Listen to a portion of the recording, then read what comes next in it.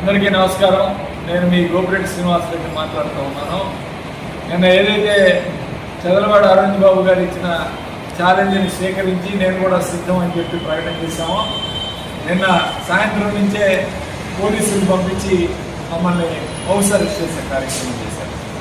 నన్ను పైనుంచి కింద కూడా తిప్పుకున్న, కనీసం మీడియాతో కూడా మాట్లాడకుండా ఈరోజు పోలీసులు ఈ విధంగా హౌస్ అరెస్ట్ చేయడం చాలా బాధాకరమైన విషయం.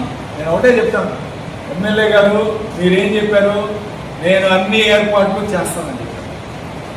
అన్ని ఏర్పాట్లు చేస్తానని చెప్పి ఈ విధంగా హౌస్ అరెస్ట్ చేయడం ఏంటి అంటే ఏం ఏర్పాట్లు చేస్తున్నారు మీరు? కాబట్టి ఇదంతా కూడా నాటకం, ఊటకం.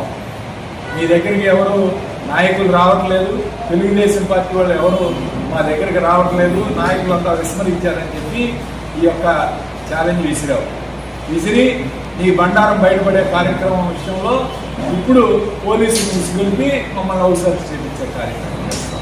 ఇదంతా కూడా నీ చేతకంతనం. అంటే మీరేం అభివృద్ధి చేయలేదు నర్సరావుపేట, అది వాస్తవం. నీకేమీ లేదు కదా, విషయం చెప్పుకోవడానికి ఏమీ లేక పోలీసులు మా మీద ఉసిగల్పించి ఇక్కడ మమ్మల్ని హౌస్ అరెస్ట్ చేసే కార్యక్రమం చేశారు. ఇంకో లెక్కలతో సహా వచ్చాం. నేను ఒక్కడనే వస్తానని చెప్పాను, మా కార్యకర్తలు కూడా రాదని చెప్పాను. నేను ఒక్కడనే పోలీస్ వెహికల్లోనే వచ్చి మీకు సమాధానం చెప్పడానికి నేను అన్ని కూడా సిద్ధం చేసుకున్నాం. మేము దాదాపు 2,467 కోట్ల రూపాయలతో ఈ నర్సరావుపేట నియోజకవర్గాన్ని అభివృద్ధి చేశాం. నువ్వు చెప్పిన లెక్కల ప్రకారమే నిన్న అభివృద్ధి 427 కోట్లతో సంక్షేమం, 127 కోట్లతో అభివృద్ధి అని చెప్పారు. మొత్తం కలిపి 540 కోట్లు 2 సంవత్సరాలు మీరు చేసింది. మేము 5 సంవత్సరాలు చేసింది 2,467 కోట్ల రూపాయలు. కాబట్టి 2 సంవత్సరాలకి నువ్వు డబుల్ వేసుకున్నా ఇంకొక 500 కోట్లు 1000 కోట్లు తప్పితే మీరు చేయలేరు. ఎందుకంటే మీ వల్ల కాదు. చంద్రబాబు నాయుడు ఏమి చేయట్లా, ఈ రాష్ట్రంలో అభివృద్ధి అనేది లేదు. కేవలం రాజధాని కడతనా అని చెప్పి మోసం చేసి డబ్బులన్నీ దోచుకునే కార్యక్రమం చేస్తున్నారు తప్ప ఈ రాష్ట్ర ప్రజలకి ఎక్కడ కూడా ఈ కూటమి ప్రభుత్వం వల్ల న్యాయం జరిగే పరిస్థితి లేదు. వాళ్ళు ఇచ్చిన హామీలు కూడా తుంగలో దొక్కే కార్యక్రమం చేస్తూ ఉన్నారు.